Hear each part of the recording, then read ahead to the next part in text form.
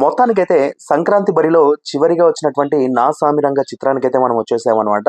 మరి ఈ చిత్రం ఎలా ఉంది అన్నది ఈ వీడియోలో మనం మాట్లాడుకుందాం. ముందుగా మూవీ చూసాక నాకనిపించినటువంటి ఫీలింగ్ ఏంటంటే, పర్లేదు సంక్రాంతికి వర్కౌట్ అయ్యేటట్టే కనిపిస్తా ఉంది అనిపించిందనమాట.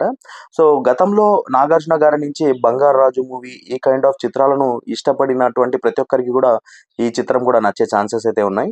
అండ్ ఈ చిత్రంలో మెయిన్‌లీ నాకు అల్లరి నరేష్ గారి క్యారెక్టర్ అయితే చాలా నచ్చిందనమాట. సో, ఆ క్యారెక్టర్‌తో ఎమోషనల్‌గా కనెక్ట్ అవుతాం మనం. అండ్ స్పెషల్లీ కంపారేటివ్‌లీ నాకు సెకండ్ హాఫ్ చాలా నచ్చింది. అండ్ 'నాగార్జున' గారి పెర్ఫార్మన్స్ కూడా సూపర్బ్‌గా ఉంది ఈ మూవీలో. అండ్ ఇది గైస్ హీరోయిన్‌గా నటించినటువంటి మన 'ఇషికా రంగనాథ్' సంథింగ్ తన నేమ్ ఏదో ఉందిగా. తను కూడా బానే పెర్ఫార్మ్ చేసిందనమాట. అండ్ ఓవరాల్‌గా మూవీ అయితే సంక్రాంతి బరిలో వర్కౌట్ అయ్యేటట్టే కనిపిస్తా ఉంది. మరి చూద్దాం మరి కామన్ ఆడియన్స్ ఏ విధంగా ఈ మూవీని రిసీవ్ చేసుకుంటారో అనేది వెయిట్ చేసి చూడాల్సిందే. మరి మీరు ఈ మూవీ చూసినట్టయితే మీకెలా అనిపించిందనేది కామెంట్ బాక్స్‌లో కామెంట్ చేయండి.